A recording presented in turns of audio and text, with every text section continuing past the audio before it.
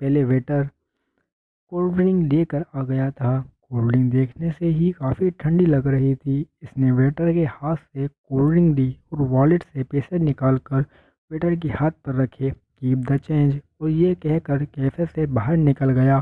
Waiter ने अपने हाथ में मौजूद नोट को देखा तो इसकी एक दिन की कमाई से ज़्यादा था, और फिर इस लड़के को देखा जब आप फिर सड़क पर तेज तेज चल रहा था। वेटर के चेहरे पे अब मुस्कुराहट थी।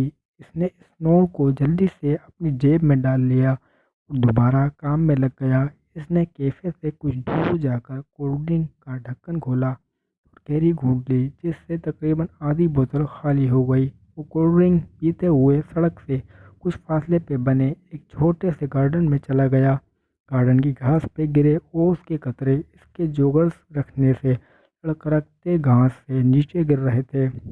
वो एक बेंच के पास आकर रुक गया। अब की बार इसका इरादा बैठने का था, पर बेंच गीला था। इसने अपना एक पाँव बेंच पे जमा लिया, फिर एक घूंट कोल्ड ड्रिंक की ली, लेकर कोल्ड ड्रिंक वाले हाथ को बेंच पे रखी, टांग के घुटने पर रख लिया। इसने एक नज़र पूरे गार्डन में दौड़ाई और एक जगह इसकी नज़रें रुक गईं। गार्डन में लगी सफ़ेद रोशनी में इसे दो झुके हुए वजूद नजर आए। वो वजूद वाते नहीं थे, पर इसकी तवज्जो अपनी तरफ मबजूल कर चुके थे। कुछ पल गुजरे तो वो दोनों वजूद सफ़ेद रोशनी के नीचे आ गए। वो एक आम नकुश वाले अंग्रेज़ बूढ़ा बूढ़ी थे जो एक दूसरे का हाथ पकड़े गार्डन में हल्का हल्का चल रहे थे। बूढ़ा ब्लैक थ्री पीस में मलबूस था और बूढ़ी औरत जो शायद बहुत बीमार थी। इसने एक हाथ में लाठी पकड़ी हुई थी और दूसरे हाथ में अपने हमराही के सुपुर्द किया हुआ था, जो इसके हमराही ने बेहद मजबूती से पकड़ा हुआ था। बूढ़ी औरत ने वाइट नाकों तक आता स्कर्ट पहना हुआ था, जिस पे गुलाबी और सफ़ेद फूल प्रिंट थे। बूढ़े ने इस बूढ़ी औरत को कुछ कहा, जिस पे वो हंसने लगी थी, और बूढ़ा उसकी हंसी को देखकर मुस्कुराने लगा। वो भी इन दोनों को देख कर रहा था। फिर इनकी मुस्कुराहट देखकर इसके चेहरे पे भी हल्की सी मध्यम सी मुस्कान आकर रुक गई। गहरी सब स्माइल आंखों में दिलचस्पी बढ़ गई थी। वो इन दोनों को साथ चलते बातें करते देखता रहा। कुछ देर बाद वो जोड़ा गार्डन में चला गया था, तो वो भी गार्डन से बाहर आ गया। अब इसने घर जाना था। वो अपने घर को जाते रास्ते पे चलने लगा तो इसने एक आवाज़ ने रोका। वो पलटा, एक फकीर हाथ जोड़े खड़ा था। मुझे भूख लग रही है, सुबह से कुछ नहीं खाया। फकीर ने ये कहते अपनी आंखों पे हाथ लगाया था। इसकी उंगलियों पे कुछ नमी लग गई, जो उसके आंसू थे। गहरी सब स्माइल आंखें इस फकीर को कुछ देर देखती रहीं। फिर इसने वॉलेट निकाला और वॉलेट में जितने सिक्के थे सारे निकाल कर इस फकीर के हाथ पे रख दिए और जाने लगा। तब फकीर ने इससे गए अकब से कहा, कोई दुआ बता जाओ, कोई ख़ास दुआ जो मैं तुम्हारे लिए रब से मांगूँ। फकीर की इस बात ने जैसे इसके कदम पत्थर के कर दिए हों। वो पलटा, फकीर को देखा। मैंने 16 साल की उम्र में मोहब्बत की थी, इसे खो दिया। अब दुआ करना वो मोहब्बत मुझे जल्दी मिल जाए। तो ये कहकर रुका नहीं और फ़कीर से दूर होता चला गया। फ़कीर इसकी पुष्ट जब तक देखता रहा जब तक वो अंधेरे में गायब ना हो गया। अगर ज़िंदगी की किताब से कुछ तब्दील करने का मौका कुदरत इंसान को देती तो वो कुदरत की किताब की वाड़ लगा देता। कभी इससे कुछ तब्दील करना होता तो कभी कुछ, पर इसने तो सिर्फ अपना चेहरा तब्दील करना था। किसने? वही जो जुलाई के महीने की तपती दोपहर में हफ्स से भरे किचन में जल्दी जल्दी हाथ चला रही थी। पेशानी पर आए हुए बाल पसीने से पेशानी पे ही लटकों की सूरत में चिपक गए थे। वो बार बार अपने लॉन के आम से सूट की आस्तीन से पसीने को साफ करती, पतीले में चम्मच चलाती, फिर दुपट्टे से पूरा चेहरा साफ करती। आप ही जल्दी कर लो, कब से इंतज़ार कर रहे हैं। बाहर से आती आवाज़ ने इसके हाथ मज़ीद तेज़ कर दिए थे। इसने अपने हाथों को मशीन की तरह चलने पे मजबूर कर दिया था, या फिर धूप की किरण ने जो शेल्फ पे रखे चूल्हे के सामने बनी छोटी खिड़की से आ रही थी। वो खिड़की बस नाम की खिड़की थी। खिड़की के दरवाजे टूट कर कब के उतर गए थे और इस पे लगी जाली भी टूट टूट कर बड़े बड़े सुराखों में तब्दील हो गई थी। धूप इसके चेहरे पे आ रही थी। कुछ धूप की गर्मी और कुछ आग की तपिश दोनों ही अपने जौबन पे थीं।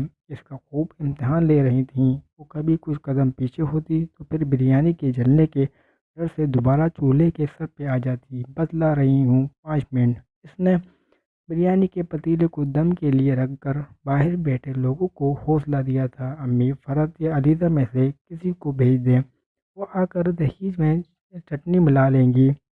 سامنے رکھی دہی کو دیکھ کر اس نے ماں کو کہا اور خود برتن دھونے لگی۔ نہیں بھائی، میں نہیں جاؤں گی، گرمی دیکھی ہے کتنی ہے، نہ ہی میں جاؤں گی۔ اس کی آواز پہ فرحت اور علیزہ دونوں ہی گرمی کا رونا رونے لگیں۔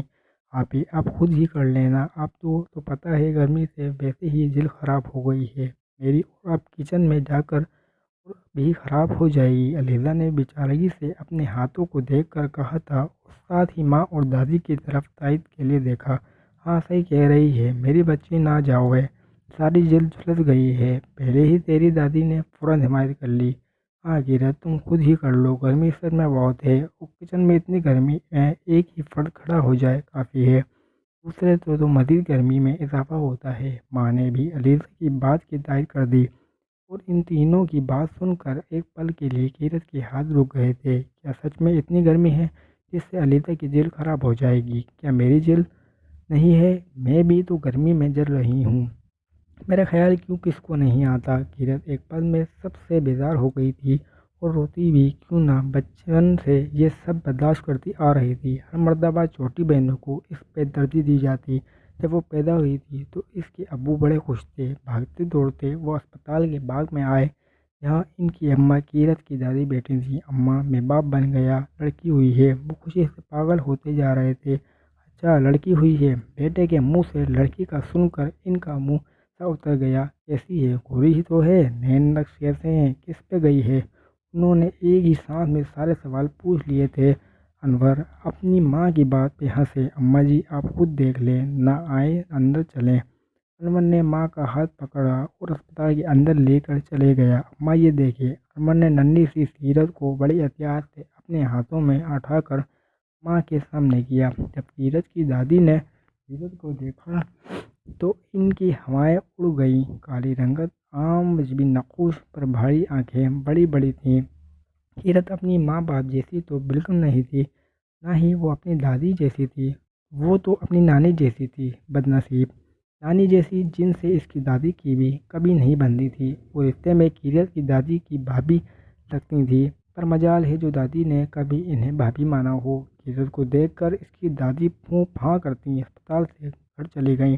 انور اپنی ماں کو روکتا رہا پر وہ نہ رکی۔ انور نے کال کر کے اپنی بیوی نجمہ کی ماں کو بلا لیا تھا تاکہ وہ اپنی بیٹی اور نواسی کے پاس رک جائیں اور وہ گھر جا کر اپنی اماں سے بات کر سکے۔ نواسی کا سن کر کیرت کی نانی سر کے بل اسپتال آئی تھی اور انور اپنی ماں کے پاس گھر چلا گیا۔ اماں کیا ہوا؟ آپ اسپتال سے کیوں آ گئیں؟